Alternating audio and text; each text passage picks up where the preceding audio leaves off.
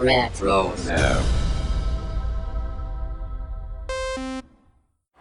What's up, guys? This is Daniel Logan, Boba Fett from Attack of the Clones, The Clone Wars, Book of Boba, Skywalker Saga game, and hopefully many more things in the Star Wars galaxy.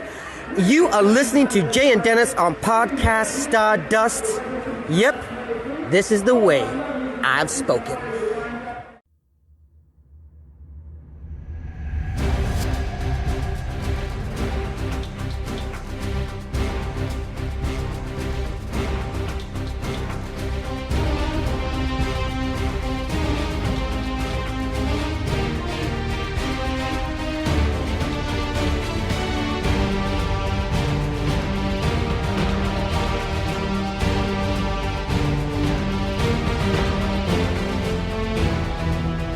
Hello, and welcome to Podcast Stardust. This is the fully armed and operational podcast dedicated to Star Wars news, reviews, and discussion. I'm Dennis Keithley. And I'm Jay Krebs. And we're kicking off Monday with another episode of The Clone Wars. But before we dive into that, Jay, remind everybody where we can be found around the internet. Sure, it's the best way to start off a Monday, isn't it? Facebook, Instagram, and X, we can be found at Podcast Stardust. Okay, the dish is aligned, the signal's boosted to maximum output, the shield's down, we're now broadcasting to the galaxy. So we are discussing episode 13 of season 1 of the Clone Wars, which is called Jedi Crash. Jay, you want to go ahead and give us a summary of this episode so we can kick the whole thing off? Absolutely. Anakin Skywalker and Ahsoka Tano lead a Republic task force to rescue Jedi Knight Aayla Secura and her fleet. Before they can escape from Ayla's ship, Anakin is badly injured by an explosion after pushing everyone else to safety. To make matters worse, their ship is hurled into hyperspace and they crash land on a remote planet. Ahsoka has to learn to put her attachment aside with a little help from Aayla so that they can find help and hopefully get off the planet. Yeah. I'm very fond of this episode, and I'll get to that in just a second. I noticed when I was preparing the notes that this was written by Katie Lucas. Unfortunately, the episode guide on StarWars.com does not work. Yeah, it just gives you a big black blank page, or at least it does on my computers. So anyways, I had to go about preparing my notes in a different way. What did you think about this one overall? Well, like you, I'm very fond of this episode, and I'm just always been an Aayla Secura fan, number one. And it really does outline not only the relationship that Ahsoka and Anakin have with each other and how deep it actually goes, but it also, as we just read in the summary, it deals with Ahsoka's attachments. Yeah. And we'll get into that attachment here in more detail in a little bit because there's a lot of things I think to talk about there. I love this one for a lot of reasons. One, it's the first of a two-part story, and which concludes in episode 14, Defenders of Peace. And it was these two episodes that got my boys into the Clone Wars, into Star Wars in general. Okay. Yeah, especially the next one. And I can't wait to talk about that when we get there. And so for no other reason, these episodes have a special place in my heart. And yeah, but it's fun. It is a lot of fun, a lot of good action. I think the beginning, with the attack on the Ayla's ship by the different separatist battleships, and then Anakin and Ahsoka come to the rescue. A lot of great action there.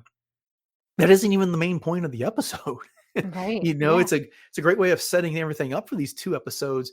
But in a way, it's kind of like, what happens in a James Bond movie almost. You get some big action scenes at the beginning that really isn't of all that much consequence to the rest of the story. It's just kind of a way to get you.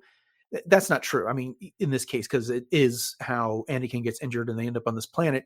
But that could have been anything. They didn't have to spend as much time on this battle as they did, but they gave us a fantastic opening battle scene here. Oh, absolutely. I mean, this episode really was jam-packed with action from pretty much start to finish. I mean, there was some jump scares here and there was some, there was a lot of things that you didn't know which direction things were going to go. But one thing that hit me, well, there's a couple things. One is just the way that they were on the gunships. And that very much reminded me of season 7 when Ahsoka stole the words right out of my mouth. Okay, look at us. Like, yeah. Wow. Yes. Yes, no, you're absolutely right. Go Mhm. ahead and finish your point, and I'll make some comments No, on the book. you're fine. When Anakin jumps out of the gunship, that's exactly the move that Ahsoka pulls in season 7. So, Hmm. she didn't learn it from any stranger, that's for sure, number 1. But one thing really quickly I wanted to touch on, and then we can definitely expand on that idea that I just said, is that, we had talked about how a lot of these beginning episodes in season 1 were kind of a who's who of the Jedi Order. Yeah. And again, we're getting Aayla Secura. I mean, this is definitely, all the major Jedi.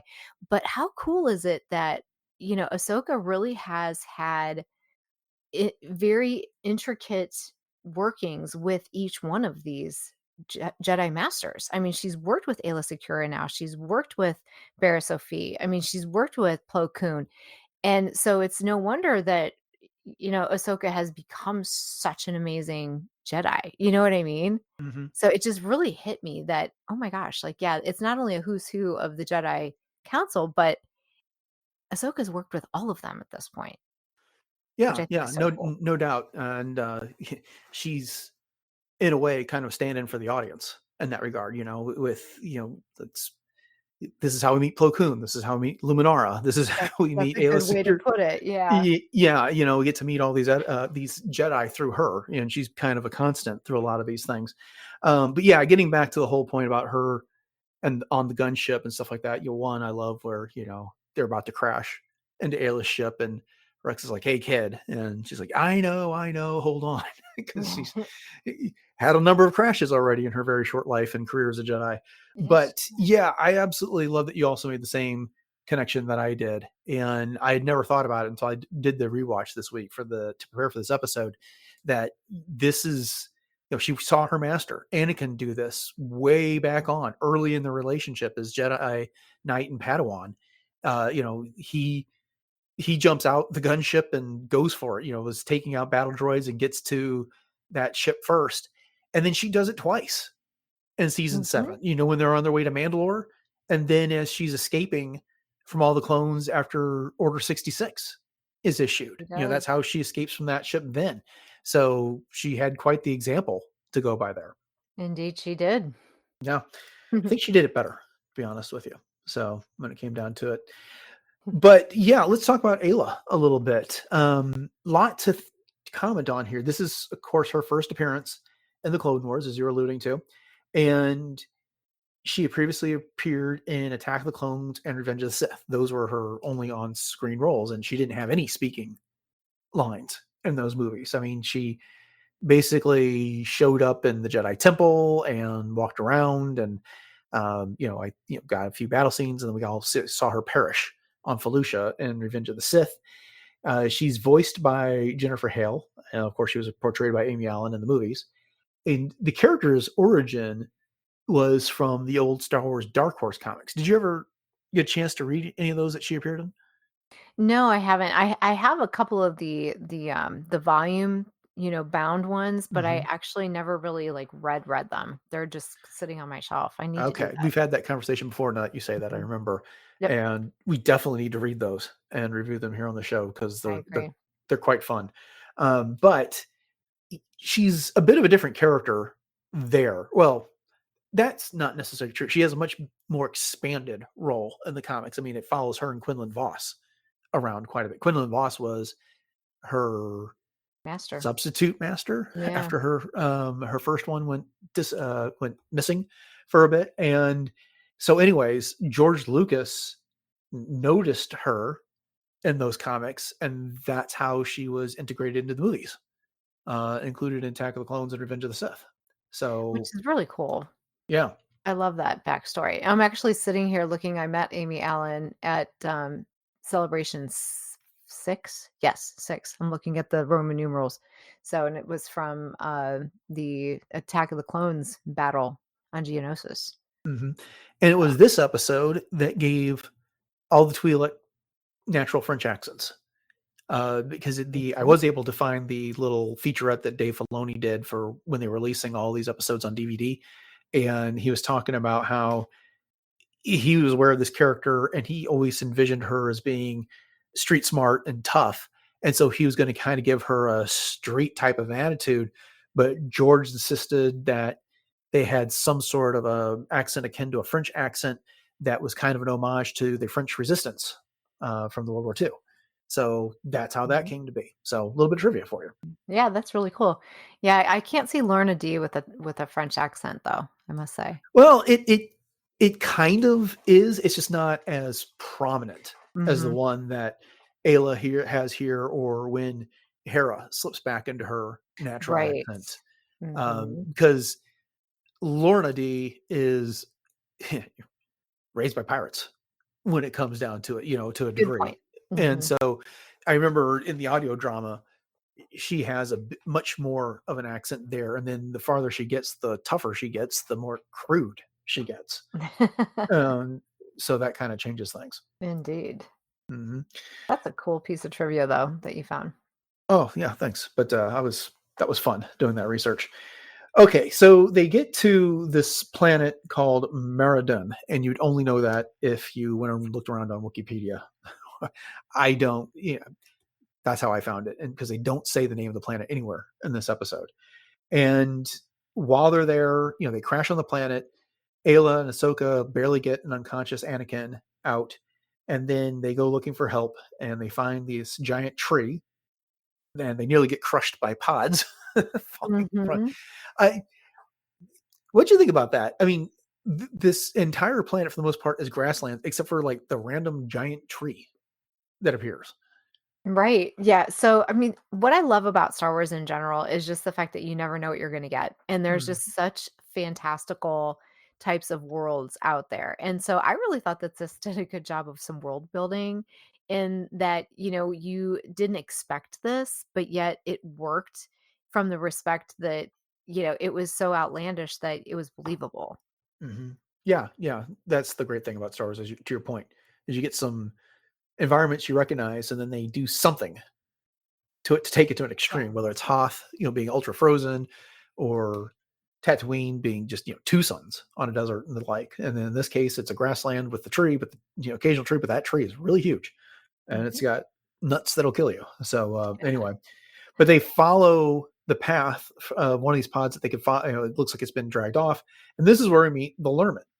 All right, got some trivia on these guys too.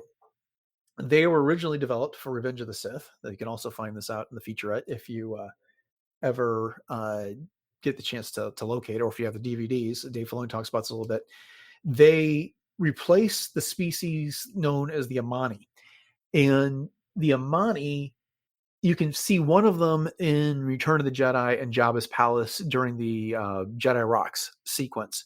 They're kind of not exactly sure how to describe them, but they were designed to roll up and roll just like these Lehrman do, and they kind of look like the biological inspiration for the droideka. Mm, Okay, so okay. yeah, but they featured in an old comic called Star Wars Empire to the Last Man, and that is when an Imperial regiment strays into Amani territory and interrupts a ritual type of thing that's going on, and so the Empire ends up fighting these guys. And instead of retreating, the captain's very stubborn, and then a lieutenant has to kind of step in and take this guy's place. Once the captain, I think he gets killed, and he manages to negotiate some sort of a resolution with the leader of the Amani. George Hmm. liked them, liked the idea of them. Dave liked them as well, but they needed a peaceful species to interact with for the story purposes here, so they replaced them with the Lehrman again, which were developed for Revenge of the Sith, but then not used in the movie, and that's why you see them roll around the same way as the Amani were going to did, and the droidicas did, Okay. because they had some characteristics left over from them. Okay. And I love the fact that, when they do end up rolling around, just a real quick aside, Mhm. that, Ayla and Ahsoka is just like, oh, okay, we'll just run right next to you. Like they weren't even, they were nonplussed about it. They were just Yeah, like, oh, it's I just, get a it's headache just watching these guys. I can't do a right. somersault without Exactly. like throwing my spine out of joint, and here they are rolling I was across the terrain thinking this the way. same thing, honestly. Oh, good But stuff. the story behind these guys is that they're pacifists, and their Mhm. village elder T-Wat-Ka is not pleased at all when Anakin, Ayla, and Commander Bly show Yes. up, Mhm. and wants them to leave, but it's Ahsoka's pleas because Anakin's injured that get his attention, and he agrees to send his son Wag-2, who's their healer, to help. So, what do you think of the Lehrman? I really like them, honestly. There's just something very endearing, especially about Tiwat. And I don't know if it's just because, and they do kind of look like lemurs. I Mm-hmm. think that's probably Oh where a yeah, lot of the visualization comes from. But as far as Tiwat goes, he was so very focused on becoming completely neutral that it kind of goes back even to the first episode with the Watto species, the Toydarian king. Targaryens. Yeah. And they didn't want to be part of it, but yet you can't necessarily do that. And I mean, you have to pick a side at some point, and that's what they were trying to say. And as far as he was saying, well, you may be peacekeepers, but you have to fight to keep peace. And twisting around words in that way, but you can kind of see why they just wanted to be by themselves and didn't want to be involved in anything. Mm-hmm. But he was willing at least to give care to Anakin, which was a good thing because he said he couldn't turn his back on somebody that needed care. But you just Even know though that he did he's 3 gonna times before. right. Yeah, even though yeah, exactly. But you know that eventually, and of course we know it's coming, but that he kind of had a point for his people that he felt like he needed to protect them.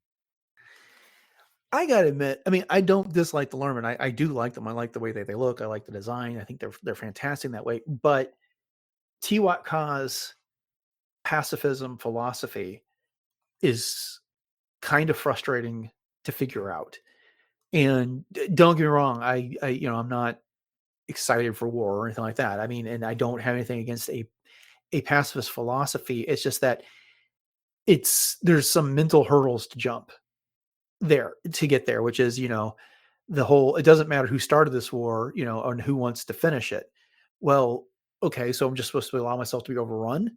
You know, diplomacy, when you're being attacked, diplomacy is not immediately available. Mhm.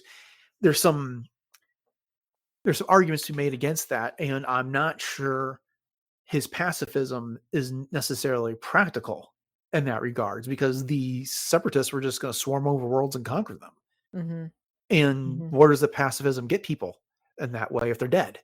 Right. Um, so that that's one thing I'll comment on. But the other theme that we get out of this era of Star Wars is that by the end of the Clone Wars, the Jedi are starting to realize, and a lot of Jedi did realize, that they had no business being in that war, and that they weren't meant to fight a war for the Republic, and perhaps they lost their way. They weren't doing the will of the Force here. So perhaps in a way, the Lehrman, or at least Tiwat Ka, know something about they understand something about peace and the Force that the Jedi don't. Mhm. No, that's a good point because, one of the things about the Jedi is that they, of course, everything's from a certain point of view, and they felt that they were doing the best that they could for those that they served in the galaxy by being protectors and Mhm. being on the side of the Republic in that way. And but yeah, you're right. I mean, when you look at it from that perspective, it's there's so much gray area in there in terms of, where do you draw the line for pacifism? And I think Mhm. the thing that sets apart cultures like Mandalore with Satine Kryze being pacifistic is that they did have a basis of culture to Mhm. kind of help them out with that, and that they had already, like you said, owned their planet, where the Lerman, they just kind of inhabited this planet. And as you said, the separatists are just going to come in and wipe them out. They don't have roots, they don't have a foundation. So I think Right. there's a big difference there. Yeah. Well, and the other thing about it is that although pacifism may have informed Satine's view of governing in the galaxy, they were more neutral Hmm. at the beginning than they were pacifists when it Hmm. came down to it. They didn't want to get involved in the Republic's dispute with the separatists. They wanted to stay out of it, but they had armed guards on the planet. They weren't going to just let anyone roll in and take over. They did fight back Hmm. when Death Watch showed up, and with their criminal empire to sow Right. discord. And so, that there was more of a neutrality angle than I think a pure pacifism angle, unlike Mhm. what Tiwat Ka. I mean, Tiwat Ka wouldn't have stood for any of that. It's the, well, and we're getting into the next episode, so maybe we should put a pin in this conversation till then, because that's where the real controversy comes up, is in the next Mhm. one. Yes, so true. Okay, so Anakin got injured early on in this episode he saves everybody else by force pushing them into their escape ship, and then he holds back the explosion until he can't any longer, and then it hits him and he gets thrown back in the ship and is unconscious. But he has to stay there by the ruins of their ship while everyone else Rex is with them, and then everybody else goes and looks for help. But they get attacked by these creatures that I always kind of called griffins, because they look like they were part lion, part vulture or something. Mm. Mhm. But the Wikipedia has indicated that they're called Mastiff Phalones, Oh. which was new for me. But what did you think of these critters? Yeah, that's a new one for me too. Yeah, they're kind of creepy. I mean, in a lot of ways, because just you don't know what they're supposed to be. Mhm. And so they can be, pretty terrifying. And when they go after Rex at that one point, it was like, oh my gosh. I mean, I knew what happens to Rex, but you almost feel like, gosh, he could be very easily be a goner here. And but yeah, I thought the beasts themselves were very cool. And very deadly, Yeah. because Rex manages to fight off the one, but then another couple show up and attack Ayla, Ahsoka, Bly, and three other clones, Cameron, Lucky, and Flash. And They those three weren't so clones, lucky. yeah, Cameron, Lucky, and Flash, all get killed by Mhm. these things. I mean, one, that tells you about how capable Rex is, but with one on one, and then when Anakin warned him, be behind you. That's all he could Right. get up and do. But two Jedis and four clones, and half of them get killed. Yeah. 6 on 2. Yeah, and very quickly as Mhm. well. Yeah, I'd love to have seen these come up somewhere else, that they would have been used somewhere else, and who knows, maybe they will at some point. But can we talk for a second about how brutal the crash was to begin with? I mean, when Mhm. they're when they're in space and they're trying to get out of bouncing into that supernova basically, or that star, and then they had to shut down all of the life support systems, and you could just tell that Ahsoka was beside herself when that had to happen. Yeah. But then they're all getting thrown around in there, and all I could think of was, oh my gosh, like, and they don't show it, but Anakin must be getting thrown around in there as well with that 2-1B droid. But that Yeah, was crazy. that droid gets trashed, Right. before, when they crash, and they drag Anakin out of there. But you see Ayla get thrown up against the bulkhead, and then one of the clones, might have been Rex, or crashes back into her, and she's holding her head, and she's knocked a little silly at the time, and it's not till they manage to turn off the power and reset things that she can recover from that. And then, yeah, it is a hard landing there, Mhm. and they barely escape. And then, yeah, you made mention of Anakin back there in the medical bay, and we see Ahsoka's attachment to him a number of times. One, she doesn't want to leave his side, even though Mhm. she's needed in the cockpit to help deal with the ship. Two, well, and before that, she knows he's lying wounded on the other side of the door, and Ayla is like, we don't have time for this, Yeah. and she won't give up on Anakin and drags him aboard. So there's two instances right there. Three, when they get to the planet and they escape the ship, she wants to stay again with Anakin while they go look for help. And it's not till they get some idea that there's creatures out there that they agree to leave Rex behind to protect him. After they find the pods and stuff, and then again, and then the whole conversation when they get to Lehrman's village about, please, my friend needs help, he's dying, and so this attachment comes up over and over and over again. Mhm.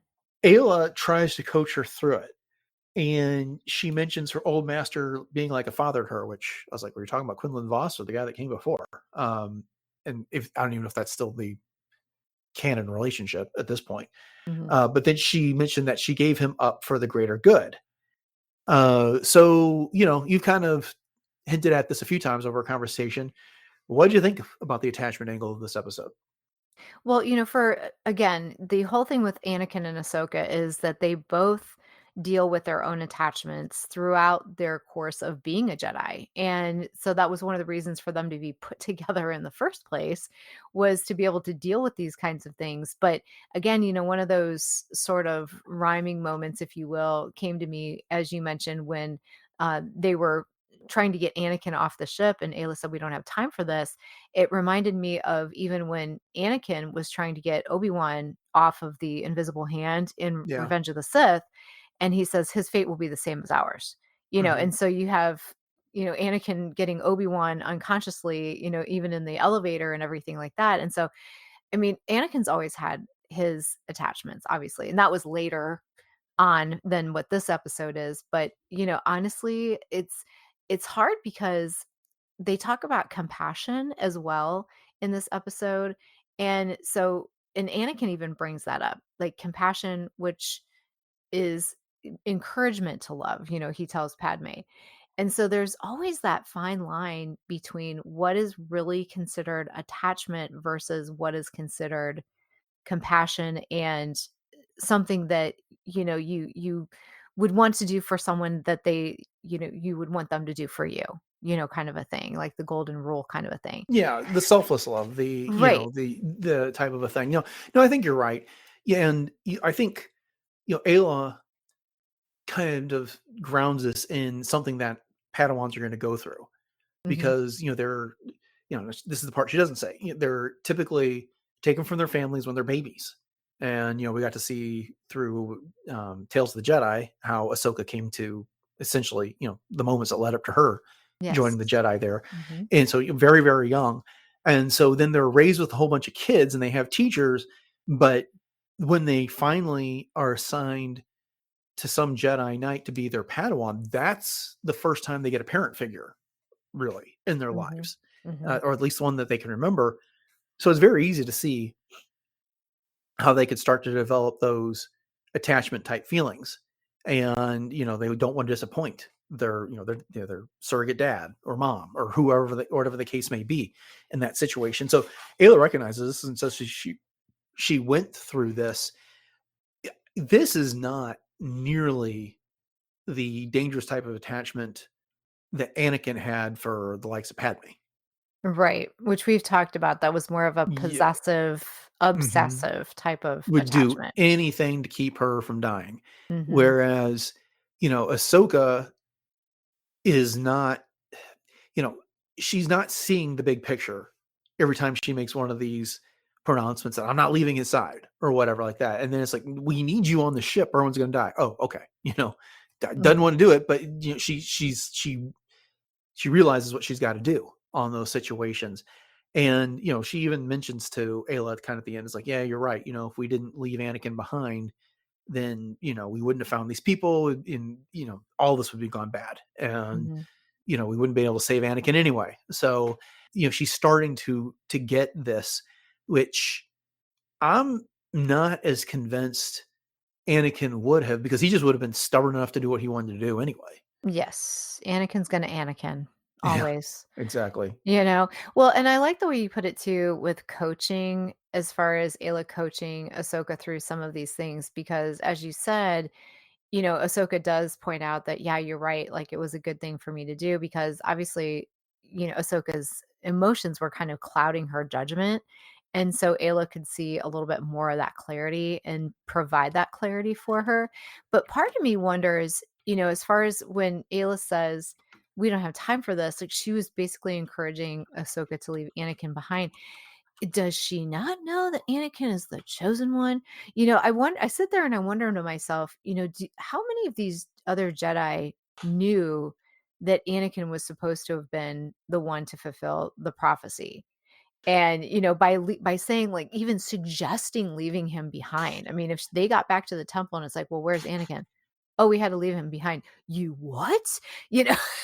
Yeah, I don't know what the Jedi would have done about that. I mean, I that's a good point. I don't think there's any secret, about Anakin when it comes to the Jedi. I mean, I got to believe the news about what he did in the Moon to Eve pod race, and then later what he did at the Battle of Naboo and the like, and this unorthodox way of bringing a kid into the Order is going to be news. I mean, the Jedi may not relish attachment and they may shun a lot of these other emotions, but they still are going to gossip. I mean, come Mm-hmm. on.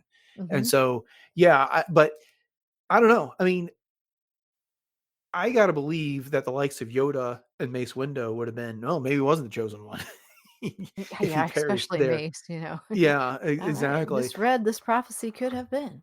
I would have think Obi-Wan would have been the most despondent of any of them because, this was Qui-Gon's dying wish Mm-hmm. Mm-hmm. that he was living up to. So, yeah, but that's a good point. And I think that just speaks to Ayla's character here. It's like, prophecy of the chosen one or not, we got to do what we got to do. Mm-hmm. She's all business. Yeah, indeed. Yeah, for sure. Hmm. All right.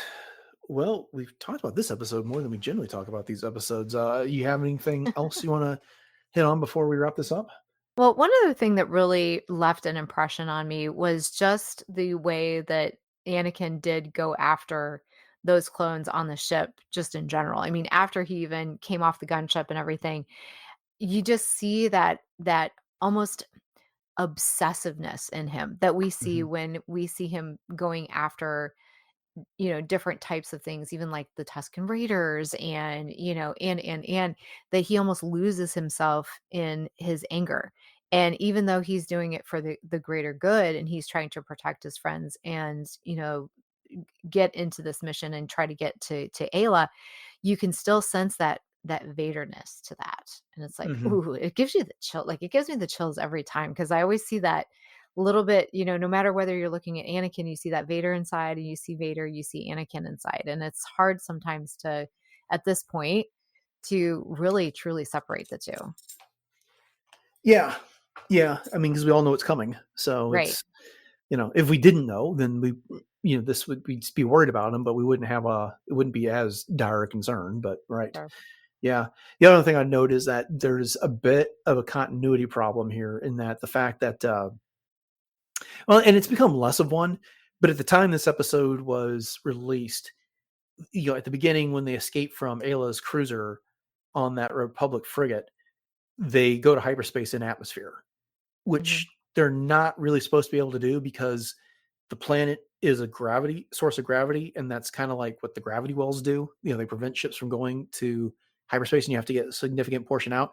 Now, we saw them do this in Rogue One too, right? When they were escaping from Jeddah, they go to hyperspace before Oh, they've yeah, gotten out of that's the true. planet. Yeah. But for at least for a while, this was a bit of a continuity issue.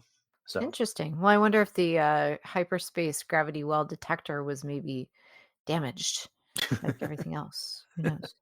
yeah, I mean, who knows? Or this is a space opera, and these things are. It's a matter of convenience for the storytelling, whether it matters or Hmm. not. So Hmm. Good point. that's all you can say. Exactly. All right, well then I think that'll do it for this episode of Clone Wars Jedi Crash, which is again episode 13 of season 1. Thank you all for joining us. We hope you've enjoyed it, and if so, then if you haven't done so already, consider subscribing to the podcast, like, review, rate, review, all those fun things. We could appreciate it. And then head over to retrozap.com, which is our home online. It's got all previous 802 episodes if you're interested in looking into our back catalog. And then you can also check out some other great shows on the network, including Agents of S.H.I.E.L.D. Case Files, Animaniacast, Brews and Blasters, Dorklair, Doomcast, Enjoy Stuff, Love, Death, and Robots Plus, Superhero Suite, and Warp Trails. So Jay, before we go, you remind everybody what our social media handles are and where else we can find online one more time. Sure. Well, you can make like a Lehrman and roll on over to Instagram, Facebook, or X and catch us at Podcast Stardust. And we also have a bunch of Pinterest boards over on the app, so you can check out all kinds of fun ideas related to Star Wars, of course. And then we have our YouTube and YouTube music channels, which both support reviews as well as subscriptions. Please, we would love for you to subscribe. But they also have all of the past episodes as well. So if you could hit both of those up. Once again, like, subscribe, and share those out. That would be great. Another place you can find us is on our Discord room on the RetroZap Discord server. So as Dennis was just mentioning, there's a lot going on in RetroZap, and all of those shows do have their own room. So you can check that out by just hitting up the link in our show notes. And also, one more thing in our show notes is the link to our TeePublic store. where we are having 7 different show logo designs available, from everything from coffee mugs and home goods to apparel and pretty much everything in between. Okay. You remind everybody what the latest is in cosplay.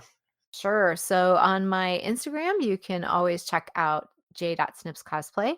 And there you will find me as Ahsoka, the fourth sister, 2 different versions of Hera, as well as my original concept Mandalorian, and much, much more. So right now I'm kind of on a little bit of a break, and I will be hitting the con circuit and appearance circuit pretty hard here in November and December. So be on the lookout for some new content. And until then, you can always check out everything else I'm up to at j.snips cosplay.